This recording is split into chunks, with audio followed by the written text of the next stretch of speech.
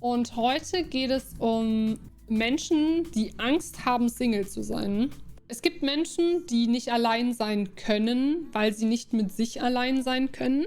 Sie wird bestimmt da über genau diese Angst sprechen, deswegen will ich nicht so viel vorausnehmen. Aber ich kenne tatsächlich sehr viele Menschen, die immer unbedingt in einer Beziehung sein müssen oder wollen, weil sie nicht allein sein können. Ich mache gerne Dinge alleine, egal ob Festivals, Urlaube oder Kinoabende. Allein unterwegs sein gibt mir ein starkes Gefühl von Unabhängigkeit und Autonomie. Und wenn man sich Social Media anschaut, scheint es vielen genauso zu gehen. Hi, mein Name ist T, wohne in Köln und liebe es, Dinge alleine zu machen. Aber während Unabhängigkeit gefeiert wird, schwingt beim Alleinsein irgendwie was Negatives mit. In Deutschland gibt es mehr Single-Haushalte als je zuvor. Doch Menschen, die allein durchs Leben gehen, werden oft als einsam oder unglücklich abgestempelt. Ja, und da kommt dann eben der Unterschied zwischen Alleinsein und Einsamsein. Es gibt Menschen, die im Alleinsein aus dem Alleinsein sehr viel Energie schöpfen und schöpfen können. Und es gibt Menschen, die beim Alleinsein schnell das Gefühl von Einsamkeit verspüren. Ja, und das ist etwas, was man zumindest im Wort unterscheiden muss. Gerade in Filmen werden. Aber ich kenne auch sehr viele Menschen, und da geht es jetzt nicht um in einer Beziehung sein oder nicht, aber die alleine keinen Aktivitäten nachgehen. Nicht allein ins Kino gehen, weil es irgendwie weird ist. Die alleine nicht essen gehen, weil sie denken, dass das weird ist. Nicht auf Konzerte gehen, weil sie denken, dass es weird ist und so weiter. Aber ich, als jemand, der letztes Jahr sehr viel alleine unterwegs war, kann euch sagen, alleine etwas zu unternehmen, kann wirklich, wirklich, wirklich geil sein. Ob es jetzt Essen ist oder Kino oder ähnliches. Frauen, die alleine sind, schnell als Crazy Cat Lady bezeichnet. Alles Speedball. Und besonders romantische Beziehungen sind in Filmen die Lösung, um aus der persönlichen Hölle des Alleinseins befreit zu werden. Ganz ehrlich, ich frage mich als Singlefrau, ob ich mich wirklich aufrichtig nach einer romantischen Partnerschaft sehne, obwohl ich Single und allein sehr happy bin. Oder ob dieser Wunsch von einem gesellschaftlichen Druck auskommt. Die Vorstellung, allein zu enden oder einfach nur allein etwas zu machen, kann Angst machen. Aber es scheint auch für viele ein Gamechanger zu sein. Auch für die Content-Creatorin Sophie. Sie spricht auf ihrem Account viel über das Allein-Sachen machen, ihre Hochsensibilität und darüber, wie es ist, wenige Freunde zu haben. Und Frauen, die Single sind, scheinen langfristig glücklicher zu sein. Es gibt tatsächlich eine Studie, die besagt, dass Männer in Beziehungen gesünder und glücklicher sind. Und der Grund ist aber ein trauriger. Der Grund ist nicht unbedingt, weil sie verliebt sind oder so. Also auch. Aber viele Männer sind in Beziehungen glücklicher und gesünder. Gesünder in dem Sinne, weil die Frauen in der Beziehung, wir reden jetzt natürlich von heteronormativen Beziehungen, weil die Frauen in der Beziehung die Männer zum Arzt schicken. Weil Männer von sich aus nicht so oft zum Arzt gehen. Und weil Männer, wenn sie mit einer Frau zusammen sind, mit der Frau tatsächlich öfter als mit Freunden, mit männlichen Freunden, ihre Probleme besprechen können. Und das sorgt dann auch für eine höhere psychische Gesundheit, weil sie mit ihren männlichen Kumpels nicht so häufig über die Probleme reden können. Und das heißt quasi, der Grund, warum Männer mit Frauen in einer Beziehung so glücklich sind, ist eigentlich weil ihre Basic Needs erfüllt werden, die sie eigentlich auch mit Freunden erfüllt bekommen sollten. Ich weiß, dass es nicht so ist, aber ich bin der Meinung, es sollte eigentlich so sein, dass Männer mit ihren Freunden auch über sowas reden können. Nicht nur mit ihrer Frau oder Freundin. Man kann auch in einer Beziehung einsam sein. Auch das ist richtig. Nur weil du in einer Beziehung bist, heißt das nicht, dass du starke Vernetzung mit der Person hast. Ne? Alleine essen ist genial. Ich liebe auch alleine essen gehen. Tut eine Beziehung Männern besser als Frauen? Statistisch gesehen ja. Es liegt aber auch immer noch daran, dass einige Männer immer noch ein klassisches Bild einer Beziehung haben und mit dem klassischen Bild einer Beziehung werden die meisten Frauen überraschenderweise nicht sonderlich glücklich. Ne? Also Frau macht Care-Arbeit, Mann geht arbeiten. Damit werden viele Frauen nicht glücklich und können sich selber nicht experiencen. Ja, das klassische Bild ist, der Mann geht arbeiten, die Frau macht halt Care-Arbeit. Aber heutzutage müssen ja beide Parteien arbeiten gehen, weil man sich sonst nicht leisten kann. Was dann bedeutet, dass Frauen arbeiten gehen und die Care-Arbeit machen und Männer arbeiten gehen und nach Hause kommen. Das heißt nicht, dass alle Beziehungen so laufen, aber ich glaube, dass das immer noch das klassische Bild ist, was viele, zumindest Männer, in eine Beziehung mitbringen. Natürlich bei euch jetzt höchstwahrscheinlich nicht, weil viele hier ja sehr progressiv sind, aber wir reden ja vom gesellschaftlichen Durchschnitt und nicht dem Twitch-Durchschnitt. Gleichzeitig kann Einsamkeit auch richtig gefährlich werden. Also wie schafft man es, allein klarzukommen, ohne einsam zu sein und Single zu sein, ohne allein zu sein? Und was bedeutet überhaupt allein sein und was nicht? Insbesondere als Frau. Viele Fragen, holt euch ein Wasser und macht euch bequem. Let's fetz. Allein sein, Single sein und einsam sein sind unterschiedliche Sachen, die aber Hand in Hand gehen können. Dabei verschwimmen auch oft die Grenzen. Doch so oder so kann man sagen, dass Menschen, die eines von diesen 3 Sachen erfüllen, in unserer Gesellschaft eher mit negativen Vorurteilen konfrontiert sind. Ich habe auch mal Sophie gefragt, wie sie das wahrnimmt als Person, die viel allein macht. Also ich glaube, so die Gesellschaft denkt, wenn man alleine ist, dann ist man irgendwie komisch. Also schon dieses Menschen, die alleine sind, die haben ja dann keine sozialen Kontakte, haben keine Freunde. Mir wurde auch schon gesagt, ich bin eine Red Flag deswegen, weil ich nicht viele Kontakte habe oder viel alleine bin. Weiß ich nicht, ob ich jetzt eine Red Flag bin, würde ich so nicht beschreiben. Und obwohl ja, also das ist genau das, was ich vorhin meinte, dass Leute zum Beispiel sich nicht trauen, alleine essen zu gehen oder alleine ins Kino zu gehen oder alleine auf ein Festival zu gehen oder Konzert zu gehen oder was auch immer, weil sie die Angst haben, dass andere von ihnen denken, dass sie weird sind. so viele Menschen Single sind oder allein leben, wird dieses Lebensmodell in Filmen und Serien kaum gezeigt. Dabei ist das klassische Familienmodell von Vater, Mutter, Kind historisch gesehen noch recht jung. Genau mit diesem Widerspruch haben sich auch Daniel Schreiber und Katja Kuhlmann intensiv beschäftigt. Beide haben Bücher über das Alleinsein geschrieben und analysieren, warum unser Bild von Zweisamkeit oft nicht mit der Realität mithält. Was wir erleben, ist, dass der soziale Wandel sehr viel schneller ist als die kulturelle Erzählung um Zweisamkeit, um Partnerschaft. Aber was gerade eben auch passiert, und vielleicht haben wir deswegen auch diese Bücher geschrieben, ist natürlich, dass wir an diesen kulturellen Erzählungen arbeiten, dass wir die rejustieren. Und das ist, glaube ich, sehr wichtig. Ich würde ganz gerne ergänzen, nur kurz. Sehr, sehr richtig, alles, was du sagst. Es gibt diesen Begriff Cultural Lag, William Ogburn, kulturelle Phasenverschiebung, in der wir hängen. Also die Menschen leben anders, als die Erzählung oder auch die Gesetzeslage zum Beispiel hinterherkommt. Früher waren soziale Bindungen viel breiter aufgestellt. Familie, Dorfgemeinschaften oder andere soziale Netzwerke spielten eine größere Rolle für das persönliche Wohlbefinden als die exklusive Partnerschaft. Erst in der Moderne wurde die romantische Liebe als zentraler Lebensinhalt etabliert, was den Druck verstärkte, nicht allein zu sein. Vor allem für Frauen. Und das zeigt... Die romantische Liebe kam ja auch erst sehr viel später, ne? Also sagen wir mal so in den 1980er Jahren. 1970er bis 1980er Jahren, da geht es dann tatsächlich, zumindest in Europa oder in Teilen Europas, geht es da tatsächlich erst um romantische Liebe. Vorher ging es halt auch um Abhängigkeiten, ne? Also wie wir ja alle wissen, waren Frauen lange abhängig von Männern im Sinne der Rechtslage, dass Frauen halt zum Beispiel kein eigenes Konto haben durften, dass Frauen keine eigene Wohnung haben durften, dass Frauen nicht ohne die Erlaubnis ihres Mannes arbeiten durften und so. Da waren sie sehr häufig abhängig davon. Das heißt, sie haben sich einen Mann gesucht aus Grund der Abhängigkeit in der Rechtslage, und erst so in den 1970er, 1980er Jahren ging es dann weg von der rechtlichen Abhängigkeit hin zu, wen möchte ich denn eigentlich haben als Partner?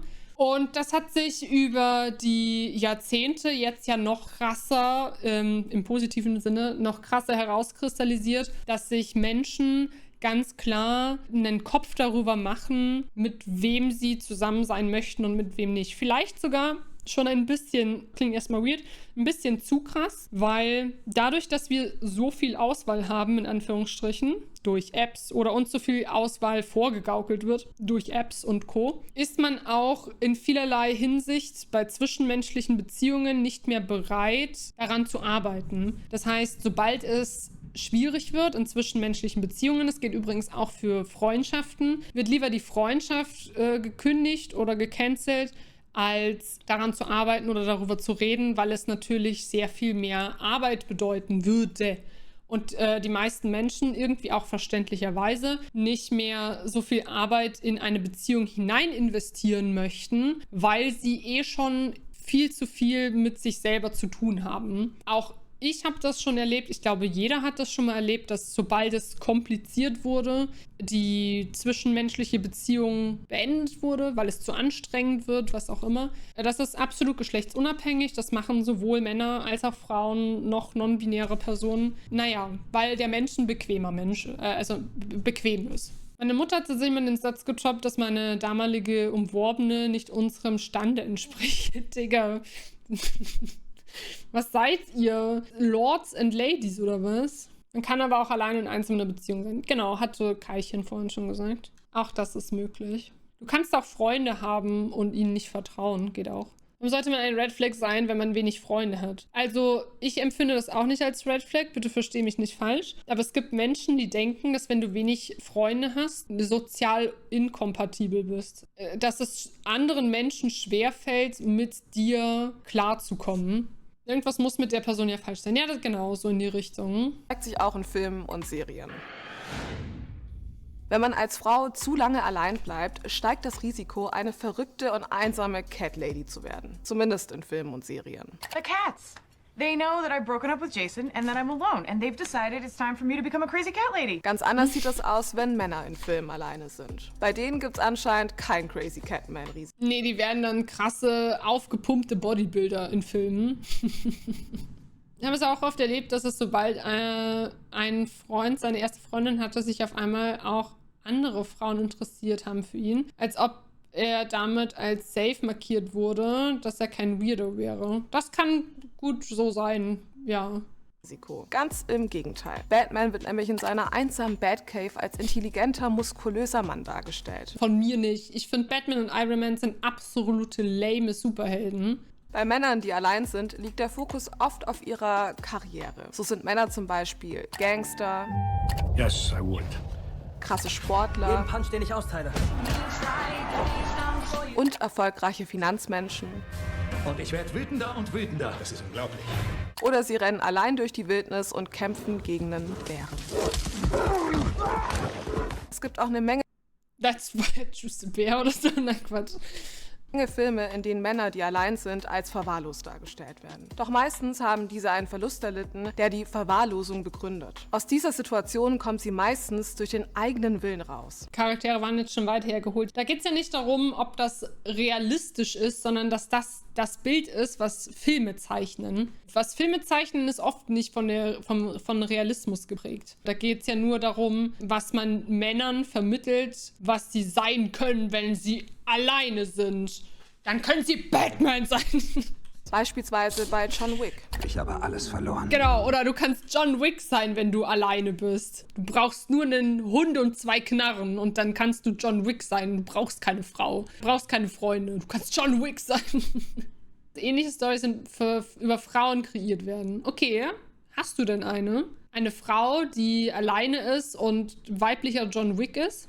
Lara Croft? Stimmt, ja. Der Hund war das letzte Geschenk meiner verstorbenen Frau. Catwoman. Oder dem Film Catwoman hat doch Batman, oder nicht? Logan. Hallo, Saria. Was hast du getan? Hunger Games. Ach, halt ein Maul. Mutanten gibt es nicht mehr. Anders ist das bei Frauen. Die sind selten allein und wenn dann nur, bevor sie im Laufe der Story die große Liebe finden. Und da gibt es einen Haufen Filmbeispiele, wo Logan ist nicht allein. Im Logan-Film ist er auch nicht allein, das stimmt. die Lüge hinfällt, selbst ist die Braut, Plan B für die Liebe, das Schwiegermonster und so weiter und so weiter. Die Liste ist da sehr lang. Und klar, am Anfang wollen diese Frauen sich natürlich auf gar keinen Fall verlieben und nur auf sich und die eigene Karriere konzentrieren. Ich will über Dinge schreiben, die wichtig sind, wie Politik und die Umwelt und Außenpolitik. Themen, die mich interessieren.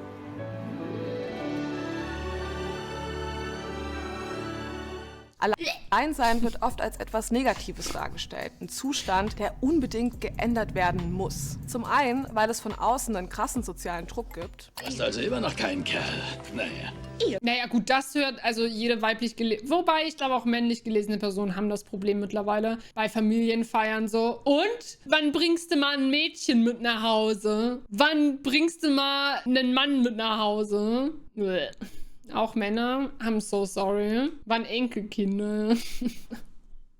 ätzend, ja. Ihr Karrierefrauen, du kannst es nicht ewig aufschieben. Tick-Tack, Tick-Tack. Aber auch, weil die Protagonistin selbst Angst davor hat, allein zu bleiben. Plötzlich wurde mir etwas klar. Wenn sich nicht bald etwas ändert, würde ich die wichtigste Beziehung meines Lebens mit einer Flasche Wein haben.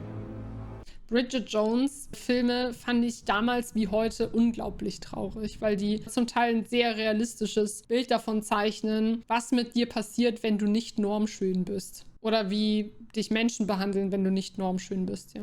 Und ich würde schließlich fett und vereinsamt sterben und 3 Wochen später von Schäferhunden angefressen aufgefunden werden. Aha. Das heißt, man hat Hallo, als Mario. Frau die Wahl, entweder dick, Alkoholikerin, tot oder in einer Beziehung zu sein. Aber vielleicht okay. liegt es auch einfach nur am Rom-Com-Genre, dass es bei weiblichen Figuren immer nur um Beziehungen geht? Eine Studie der Uni Rostock zeigt, nee, diese klischeehafte Darstellung von Frauen ist ein grundsätzliches Problem. 2021 hat die Uni eine Studie veröffentlicht, in der es darum ging, wie divers Männer und Frauen in Filmen generell dargestellt werden. Und dabei kam raus, bei weiblichen Hauptrollen geht es in den Filmen meistens um Beziehungen. Heißt, Frauen werden weniger vielfältig dargestellt. Ihr Leben dreht sich meistens um die Liebe. Dabei spielt es auch eine Rolle, ob der Film von einem männlichen oder weiblichen Regisseur bzw. Regisseurin gemacht wurde. Irgendwie anders bei mir, wenn Solo keine Sau aus Verwandtschaft fragt, ob ich jemand sucht, weil die das bei mir einfach nicht vorstellen können. Ja, okay. Führt ja, kenne ich von Bali. Eine Frau Regie, dann beschäftigt sich die Figur mit noch mehr Themen als Beziehung und Partnerschaft. Sie wird also mehrdimensional dargestellt. Und wenn Frauen dann mal sagen, dass sie gerne für sich sind, bekommen sie oft so eine Reaktion. Sag mal, hast du einen Freund? Nein, Warum denn nicht? weil ich keinen will, darum. Komm schon, das glaube ich dir jetzt aber Du nicht. glaubst nicht, dass eine Frau es genießen könnte, frei und unabhängig zu sein? Also bist du lesbisch. What? Ich bin geiler als du. Er war ein betrunkener Idiot. Ja, aber es gibt auch Menschen, die nicht trinken, die Idioten sind und solche Aussagen treffen, ne? Aber wie oft mir das schon einfach nachgesagt wird, weil ich aussehe, wie ich aussehe. Meanwhile mein Freund so... so lustig, weil es so dumm ist. Ja, es ist aber auch traurig, weil es so real ist. Und um sich quasi davor abzusichern, gibt es in vielen Filmen den, wenn wir alt und Single sind, kommen wir zusammen Freundschaftspakt. Wenn wir alt und Single sind, hat irgendjemand jemals so einen Pakt mit jemandem geschlossen? Robin Schabatsky, Hallo Barak. willst du meine Backup-Frau werden? Jede Frau träumt davon, diese Worte zu hören. Ja, ja. Was? 1 Million Mal ja. Nicht mit einem Kerl, aber verstehe ich irgendwie. Und ja, so ein Versprechen habe ich auch mal mit meinem besten Freund vor ein paar Jahren gemacht, nur dass er jetzt in einer Beziehung ist. Oh. Und zwar nicht mit mir. Denn bis vor ein paar Jahren hätte ich mir nicht mal vorstellen können, dass es die Möglichkeit gibt, Single und oder allein glücklich zu sein. In The Intern wird die Protagonistin von ihrem Mann betrogen. Sie möchte ihn einerseits verlassen, hat aber auch wahnsinnig Angst davor, allein zu sein. Wow. Das habe ich viel öfter von Männern gehört als von Frauen, dass Männer lieber in einer Beziehung mit jemandem sind, den sie gar nicht so als Mensch leiden können, in einer Beziehung sind mit jemandem, der einem nützlich ist, wie auch immer, auch in emotionaler Hinsicht, als alleine zu sein. Ja, ja, in meinem Umfeld nur von Frauen. Okay. Siehst du, und ich kenne es nur von Männern. So witzig ist das. Sehr pauschale Aussage. Ich sage nicht, dass alle Männer das machen. Ich pauschalisiere Aussagen grundsätzlich nie. Aber es gibt Männer und eigentlich nur Männer in meinem Umfeld, die mit ihren Freundinnen / Frauen noch zusammen sind, weil es ihnen nützlich ist. Nicht, weil sie die Person dahinter super krass finden. Aber das gibt es auch bei Frauen. Ja. Wir beide wissen, ich bin nicht einfach. Ich könnte also für immer Single bleiben. Was bedeutet das? Verzeihen Sie mir, aber dieser Gedanke hält mich nächtelang wach. Ich will nicht alleine beerdigt werden. Hier wird man nicht immer alleine beerdigt. Google mal chinesische Geisterbräuze. Lieber nicht.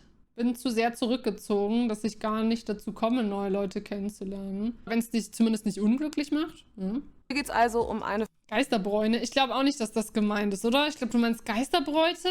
Frau, die Angst davor hat, allein zu sein und das so krass, dass sie sogar mit einem Mann, der sie betrogen hat, zusammenbleiben würde. Hier wird also mehr oder weniger angedeutet, wenn du in keiner Beziehung bist, stirbst du automatisch allein. Und ja, eieieiei. Das ist wie Bingo, ganz ehrlich. Sterben tut jeder alleine. Ich weiß nicht, wo das Denken herkommt, dass man irgendwie zusammenstirbt. Also muss ja wenigstens einer dann quasi sagen, okay, dann sterbe ich halt jetzt mit dir. Autounfall, Digga.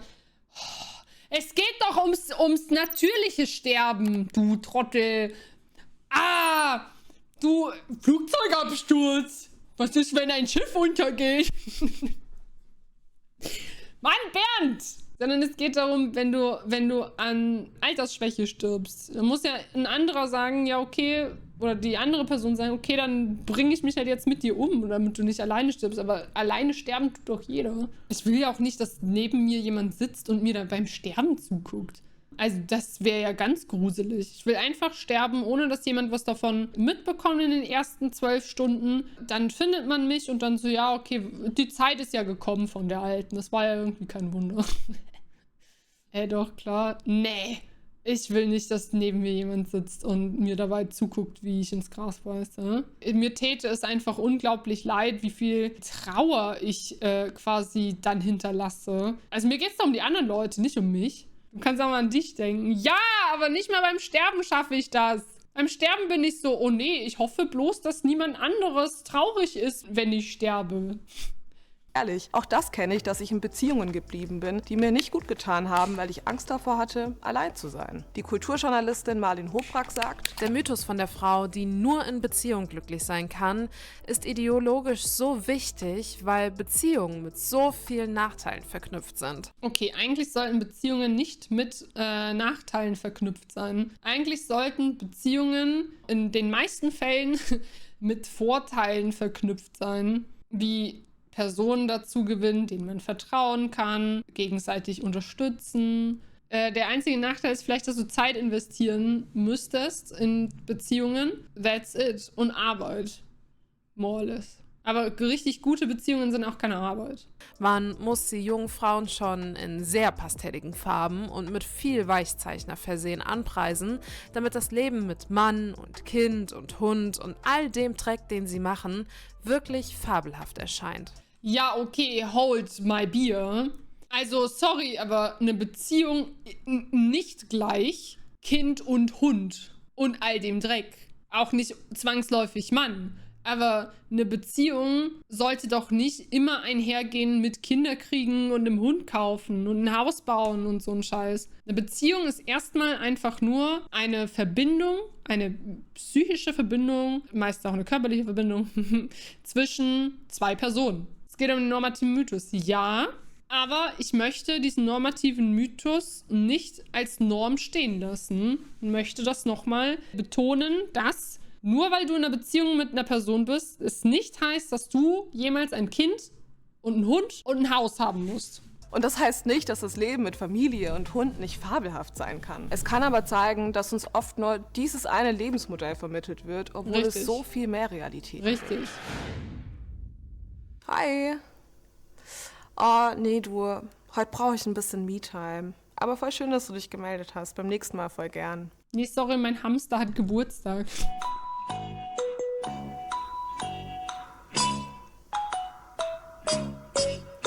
Mädchen ein Haus kaufen können, ja, dann sauf doch nicht so viel Mandelmilch, du Hallodri. Dabei könnte man ja auch einfach wirklich Sachen alleine machen. Und auf Social Media gibt es einige, die etwas mit sich unternehmen, außer nur am Handy zu sein. Ich muss eines sagen, es hat überhaupt nichts mit dem Thema zu tun, aber mich triggert, dass ihr Tiger hier keine Tigerstreifen hat. Das macht mich so richtig fertig. Mein innerer Monk möchte das ausmalen. Ich finde das ganz furchtbar. Die Beweggründe sind da unterschiedlich. Ein Grund kann sein, dass man das Gefühl hat, zu viel am Handy zu sein. Ich habe in den letzten 10 Tagen jeden Tag was Neues ausprobiert, um weniger am Handy zu sein. Und so habe ich die freie Zeit genutzt. Er war im Kino. Am ersten Tag habe ich ein altes T-Shirt von mir bestickt und war so happy mit dem Ergebnis. Wie geil ist das? Es sieht wirklich schön aus. Es geht vor allem ums Selbstherausfordern, indem man die eigene Komfortzone verlässt und Dinge ausprobiert, die man noch nie allein gemacht hat. Gehen wir heute das erste Mal allein ins Kino? Aber nicht nur... Ja, allein im Kino. To be fair, niemand wird checken, dass du allein im Kino bist. Ich hatte eine Tradition, dass ich jedes Jahr zu meinem Geburtstag ins Kino gegangen bin, um mir den neuen Star Wars-Film, also einen neuen Star Wars-Film anzugucken. Da bin ich mit anderen Leuten ins Gespräch gekommen und wir haben uns dann halt so über den Film unterhalten. So auch noch abseits davon, also abseits des Kinos, und das war voll cool. Ist richtig nice. Im Kino interessiert sich nämlich keiner dafür, wer mit wem da ist. Nicht nur das Ausprobieren von Aktivitäten allein ist angesagt, auch das Alleinleben scheint immer beliebter zu werden. Du lebst komplett nach deinen eigenen Regeln, ohne den Einfluss von deinem Vater, von deiner Mutter, von deinen Geschwistern oder von deinem Partner. Du wirst Konzerte same, ja, genau. Gedankengänge entwickeln, die du so nie haben würdest, weil du immer einen Einfluss von außen hattest. Außerdem, wie schön ist es, wenn du dich dazu entscheidest, deine Wohnung so zu dekorieren, wie du möchtest. Solo-Dates sind auch so ein Ding. Also Dates mit sich selbst. Ich date mich aktuell 1 Jahr lang jede Woche selbst. Diese Woche war ich im Kino und habe mir einen Film angeschaut. Es war schon ungewohnt, das alleine zu machen, aber hat auch echt gut getan. Und why not, ne? Manchen scheint es zu helfen, genau diese Fähigkeit zu haben, selbstbestimmt auf ein Event zu gehen, unabhängig davon, ob einer mitkommt oder nicht.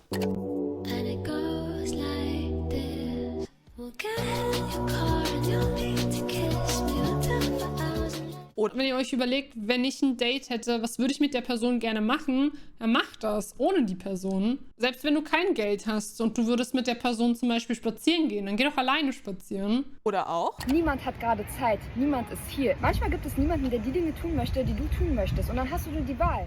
Allein in den Urlaub zu fahren, ist auch... Fehlt auch einfach die Person, die mit mir ins Kino gehen will. Ja, dann geh doch alleine. Just go with yourself. Aber manches kann man nur zu zweit machen. Was denn? Tandem fahren oder was? Auch beliebt. Leute, wenn ich eins sagen kann, dann bitte fangt an, alleine zu reisen. Weil sie diese Erfahrung nicht verpassen wollen, auch wenn niemand mitkommen kann. Insgesamt kann man sagen, dass dieses Alleinsachen machen aus einem Empowerment-Gedanken kommt. Also man müsste es nicht allein machen, tut's aber, wenn man dadurch eine gewisse Unabhängigkeit erlangt. Denn es gibt auf Social Media noch ein anderes Alleinsachen machen. Das kommt nämlich aus einer gewissen Notwendigkeit. Und dabei entsteht schnell eine Symbiose aus Alleinsein und sich einsam fühlen. Beispielsweise, wenn man wenig oder keine Freunde hat. Ich habe keine Freunde.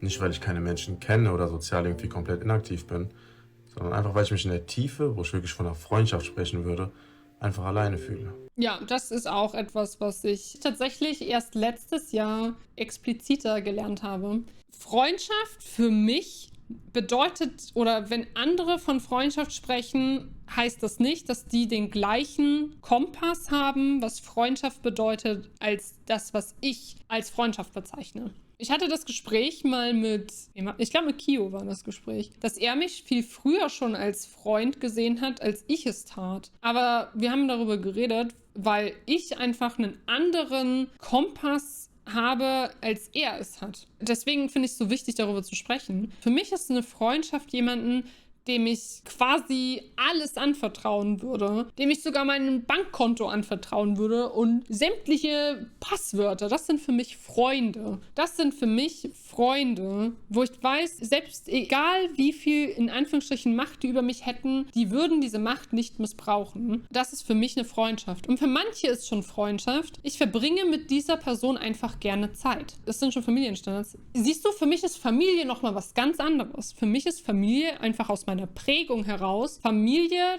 hat nur auf dem Papier eine Bedeutung. Familie hat für mich inhaltlich und vertrauenstechnisch absolut gar keine Bedeutung. Aber das liegt daran, weil ich eben die schlechten Erfahrungen mit Familie gemacht habe. Verstehst du? Und deswegen ist es so unglaublich wichtig, mit den Menschen, die man gerne in seinem Leben hat, irgendwann mal darüber zu reden, was für diese Menschen Freundschaft bedeutet, was für diese Menschen bedeutet, in einer Beziehung zu sein, was da dazugehört, Familie zu sein. Dem dein Wohl mehr bedeutet als sein eigener Vorteil. Naja, ja, sozusagen.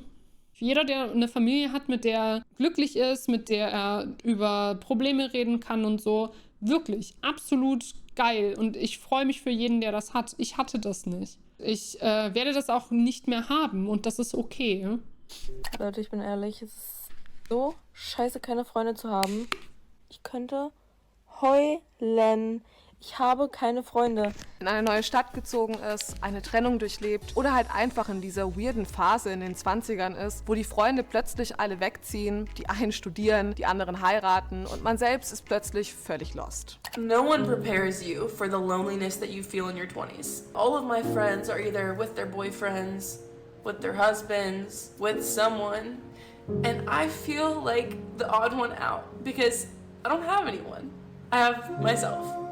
Natürlich, wenn man sich selbst nicht so mag oder auch nie kennenlernen durfte, dann mag es wie eine Strafe klingen, sich in Anführungsstrichen nur sich selbst zu haben. Und das klingt jetzt nach Hippie-Scheiß, aber das meine ich nicht so. Vielleicht meine ich so, keine Ahnung. Aber es liegt auch daran, weil wir nie lernen, uns selber lieben zu dürfen. Und ich meine jetzt nicht Selbstbefriedigung, Chat, sondern sich selbst eingestehen zu dürfen, wie cool man sich findet.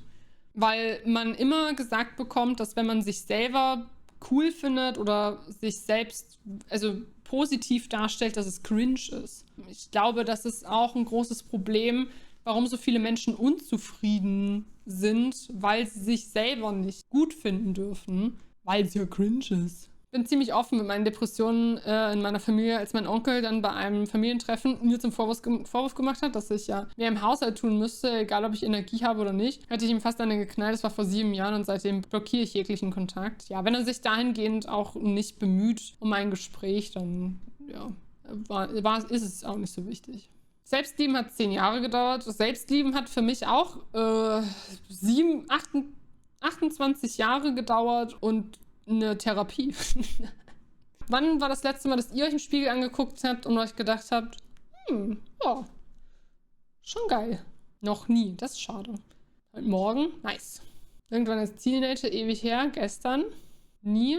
Daran solltet ihr arbeiten. Nicht meinetwegen, sondern euretwegen. Ich gebe euch Hausaufgabe. Ihr guckt in den Spiegel und ihr schreibt 5 Sachen auf, die ihr an euch schön findet.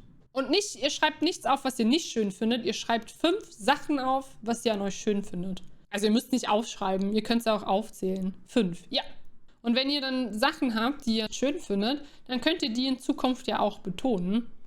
Warst du auch schon mal in der Situation, dass du im selben Monat gefeuert und verlassen worden bist? Hi, ich bin Olivia and well, that happened to me. Um mich aus der Trauer und dem Schmerz rauszuholen und diesen fucking Fiebertraum zu beenden, habe ich beschlossen, mich dieses Jahr selber zu daten. Sophies Beweggründe, Dinge allein zu unternehmen, waren eine Mischung aus allem. Ich bin hierher gezogen, ich habe wenig Freundschaften hier. Allgemein schon immer wenig Freundschaften gehabt, auch in All natural? Verstehe ich jetzt nicht. In der Vergangenheit oder in der Jugend. Bedeutet, ich habe auch schon immer wenig Kontaktpersonen, die ich jetzt so fragen kann, hey, wollen wir heute das und das machen? Da wollte ich mich einfach nicht mehr bremsen lassen. Mit sich Zeit zu verbringen und allein Dinge zu unternehmen, scheint zu funktionieren. Und es scheint sogar zu funktionieren, dabei Glück zu empfinden.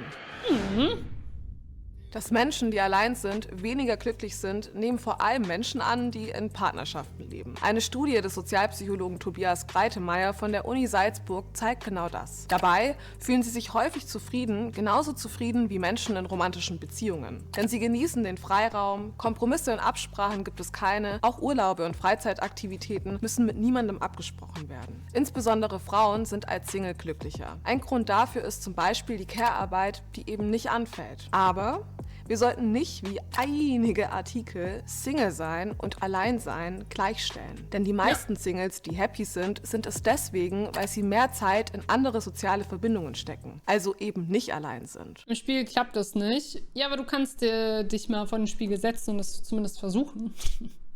Wie Frauen glücklich allein. Das Ding hat doch wieder so eine Feministin erfunden. Ja, oder einfach Männer sind oftmals... Manche Männer sind oftmals in Beziehungen einfach nicht so darauf aus, dass es auch für die Frau geil ist, in einer Beziehung zu sein. Und damit kann ich sehr relaten. Ich bin nur ein zufriedener Single, weil meine Beziehungen zu meinen Freunden enger denn je sind. Der Drang nach sozialen Kontakten ist einfach in uns drin, denn es sichert unser Überleben. Ein Baby, das keinen Kontakt zu anderen hat, überlebt das nicht. Und ganz klar ist das auch... Das ist ganz furchtbar. Da gab es Experimente im Mittelalter, wo sie Kinder alleine in einem Raum liegen haben lassen und die quasi nur gefüttert haben. Und ansonsten lagen die alleine da rum und die sind halt tatsächlich gestorben. Das ist crazy. Evolutionär bedingt. Durch andere Gruppen konnte das Überleben gesichert werden. Ganz lange Zeit unserer Geschichte war es nämlich elementar wichtig, Teil einer Gruppe zu sein. Alleine jagen konnte man gar nicht so gut und auch nicht sich vor Kälte oder Feinden schützen. Evolutionär gesehen war Einsamkeit also ein wichtiges Warnsignal, das uns gesagt hat, dir fehlt was. So wie Hunger zum Beispiel. Das sagt uns, dir fehlt Nahrung. Doch in der heutigen Zeit ist es gar nicht mehr so notwendig, dass wir in einer Gruppe von Menschen sein müssen, um an Essen oder sonstige Dinge zu kommen. Witzig, das habe ich gestern erst erzählt, ne, Chat? Seht ihr mal. Theoretisch können wir uns alles nach Hause bestellen und müssen nicht einmal das Haus verlassen. Die Zeit der Corona-Pandemie ist da ja das perfekte Beispiel. Das heißt, wir können uns bewusst dazu entscheiden, Dinge allein zu machen, ohne Angst um unser Überleben haben zu müssen. Wie frei die Entscheidung ist, etwas allein zu machen, zeigt ein extremes Experiment der Sportlerin Beatrice Flamini. Sie war freiwillig über 500 Tage unter der Erde in einer Höhle, ohne zwischenmenschlichen Kontakt. Die Psychologin Ursula Wagner sagt dazu: Extreme Leistungen wie diese interessieren uns generell, weil wir daran sehen, dass die Grenzen des Möglichen viel weiter weg liegen als in unserer Komfortzone. Das auf jeden Fall. Alleinsein fasziniert Menschen, weil in unserer Gesellschaft das Bedürfnis nach Kontakt und Kommunikation so übererfüllt wird. Also to be fair, ich könnte es nicht. Ich bin ein Mensch, ich brauche ganz viel Kontakt zu Menschen. Ich schöpfe daraus sehr viel Energie. Und genau hier sieht die Expertin den Mehrwert des Alleinseins. Es helfe Menschen dabei, äußere Reize zu verarbeiten. Sophie ist hochsensibel und sagt, dass sie das Alleinsein mittlerweile braucht, um aufzutanken. Doch es macht auch was mit ihrem Selbstbewusstsein. Aber umso öfter man sich halt auch irgendwie traut, umso besser fühlt man sich irgendwann auch, also mehr Dinge alleine zu machen.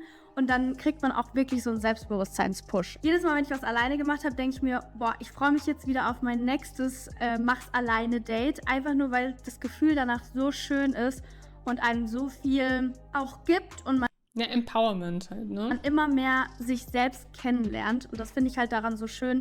Und deswegen ist zwar immer die Herausforderung da oder auch manchmal die Ängste, aber es führt immer zu was Schönen oder zu einem tollen Gefühl danach. Menschen, die allein leben, berichten häufiger von persönlichem Wachstum als verheiratete Menschen. Sie stimmten eher Aussagen zu wie: Leben heißt für mich lernen, wachsen und mich verändern. Das geht aus einer Studie vor, in der über 1000 Singles und mehr als 3000 verheiratete Menschen befragt wurden. Eine weitere Studie, in der über 10.000 Frauen in ihren 70ern befragt wurden, zeigte ein ähnliches Bild. Besonders lebenslang alleinstehende Frauen ohne Kinder hoben sich ab. Sie waren optimistischer, weniger gestresst und oft besser gebildet und finanziell zufriedener. Zudem waren sie häufiger in Vereinen aktiv, engagierten sich ehrenamtlich und fühlten sich erfüllt. Dr. Oliver Huxold, Psychologe und Forschungsleiter am Deutschen Zentrum, sagt auch: Das Alleinsein kann, wenn es selbst gewählt ist, verschiedene positive Auswirkungen haben. Wir können uns dadurch zum Beispiel erholen, Stress abbauen und wieder neue Energie gewinnen.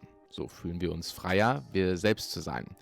Solange wir in Gesellschaft mit anderen Menschen sind, achten wir meist darauf, wie wir uns verhalten. Unser Gehirn versucht, die Emotionen und Gefühle der anderen Menschen zu erkennen und zu verstehen.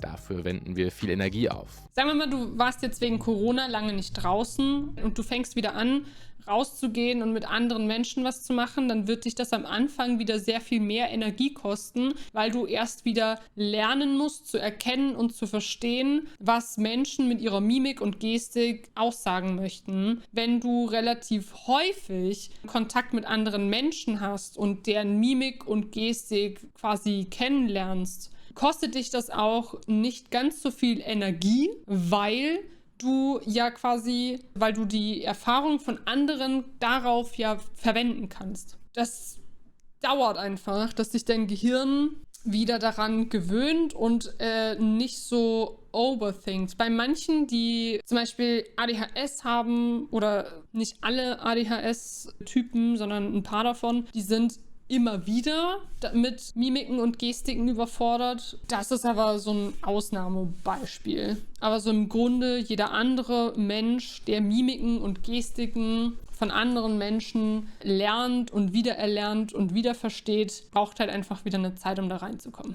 Erst kürzlich haben Studien gezeigt, dass Menschen, die viel mit anderen Menschen interagiert haben, anschließend fast immer Zeit für sich alleine suchten, um wieder Kraft zu schöpfen und zu regenerieren. Außerdem macht Alleinsein kreativer und hilft, Probleme zu lösen. Ohne äußeren Einfluss denken wir klarer, reflektieren uns selbst und können neue Perspektiven entwickeln. Ideal für wichtige Lebensentscheidungen. Doch egal, ob man allein, in Gesellschaft oder in einer Beziehung ist, kann man sich einsam fühlen. Und das kann heftige Folgen haben. Im Gegensatz zur Einsamkeit ist bewusstes Alleinsein eine Entscheidung. Es kann richtig gut tun, man kann abschalten, Energie tanken und einfach mal für sich sein. Der große Unterschied: Ich kann heute allein sein und morgen wieder Zeit mit Freunden oder Familien verbringen. Wenn aber wirklich niemand da ist, mit dem man in Kontakt treten kann, spricht man von sozialer Isolation. Und das ist etwas ganz anderes, nämlich ein Zustand, der auf Dauer ungesund sein kann. Wenn wir uns nämlich einsam fühlen, dann wird ein Zentrum aktiv, das auch bei körperlichem Schmerz aktiv wird. Einsamkeit tut uns also körperlich weh. Kein Wunder also, dass uns dieses Gefühl unter permanentem Stress versetzen kann.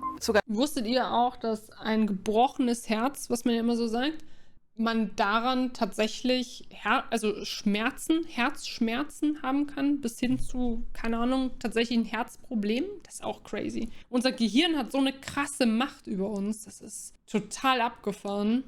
Ich habe mir mal einreden lassen, dass Alleinsein komisch ist. Nee, ist es nicht komisch, allein zu sein. Ihr müsst euch einfach immer nur die Frage stellen, ob ihr mit der Situation, in der ihr seid, glücklich seid. Und wenn nicht, was euch fehlt. Fehlt es euch nur irgendwie in der Umgebung von anderen Menschen zu sein oder fehlt es euch, über Gefühle zu reden oder ähnliches? Das ist so die Frage, die ihr euch stellen müsst. Dafür muss man sich ab und zu mal hinsetzen und reflektieren. Das Blutbild verändert sich, Entzündungswerte sind bei einsamen Menschen oft erhöht. Dazu kommt, dass viele einen ungesünderen Lebensstil haben. Wenig Bewegung, ungesunde Ernährung, mehr Alkohol und Zigaretten. Und was auch krass ist, laut einer Studie ist chronische Einsamkeit genauso schädlich wie 15 Zigaretten am Tag. Und einsame Menschen haben im Schnitt eine kürzere Lebenserwartung. Warum manche Menschen dauerhaft unzufrieden mit ihren sozialen Beziehungen sind, ist schwer zu sagen. Besonders junge Menschen fühlen sich einsam. Das Gefühl der Einsamkeit kommt aus einem Defizit. Wenn wir beispielsweise unfreiwillig allein sind oder bestimmte Bedürfnisse nicht von unseren bestehenden sozialen Kontakten abgedeckt werden. Falls ihr euch sehr einsam fühlt, dann kann es auch helfen, sich professionelle Hilfe zu suchen. In der Infobox findet ihr ein paar Angebote. Aber auch mit jemandem darüber sprechen,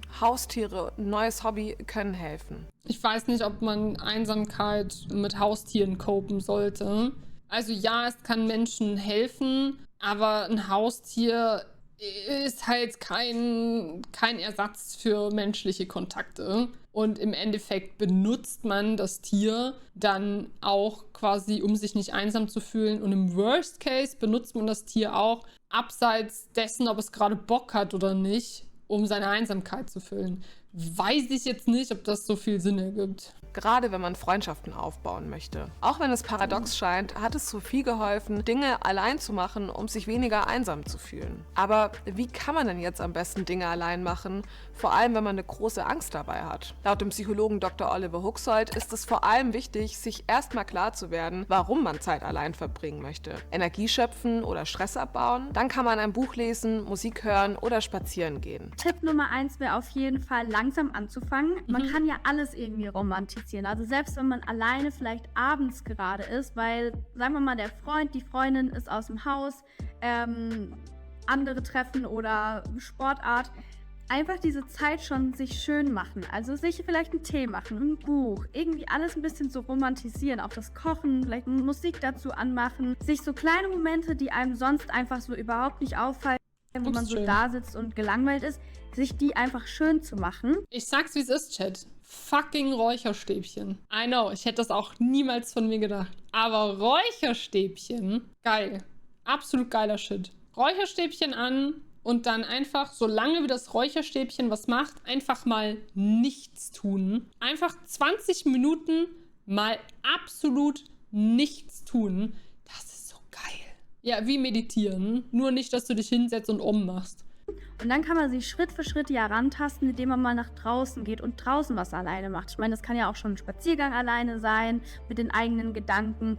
und dann vielleicht mal Kaffee trinken geht alleine. Sich kleine Momente schön zu machen, ist ein super Weg, um das Alleinsein positiv zu erleben. Auch allein und als Single kann man glücklich sein. Aber eben auch nur, wenn man Beziehungen pflegt und weiß, dass andere für einen da sind, wenn man sie braucht. Also so ganz alleine läuft's auf Dauer nicht so gut. Dennoch ist es ein Mega-Skill zu wissen, dass man nicht auf andere immer angewiesen ist. Genau dann, wenn man selbst etwas machen möchte, worauf andere eben nicht so Lust haben. Ich kann gut Dinge alleine machen, weil ich lange keine feste Freundesgruppe hatte. Und ich fühle mich noch immer so wohl in dieser Rolle, dass es mir manchmal sogar schwerfällt, mich auf eine Gruppe richtig einzulassen. Aber wenn ich ganz ehrlich zu mir bin, habe ich vor allem angefangen, Dinge allein zu machen, um neue Leute kennenzulernen. Und weil ich diese Beziehungen jetzt führe, habe ich den Luxus, mir Gedanken machen zu können, warum ich eine romantische Partnerschaft möchte und ob das gerade überhaupt an der Zeit ist. Und auch wenn es sich manchmal so anfühlt, man ist nicht weniger wert, weil man gerne allein ist, sich keine Partnerschaft und oder Kinder wünscht. Und eine romantische Geschichte lässt sich auch mit Freunden oder alleine schreiben. Wie sieht's bei euch aus? Habt ihr manchmal Angst, alleine zu enden? Schreibt das gerne in die Kommentare. Früher ja, mittlerweile nicht mehr. War ein cooles Video. Ich mag solche Themen.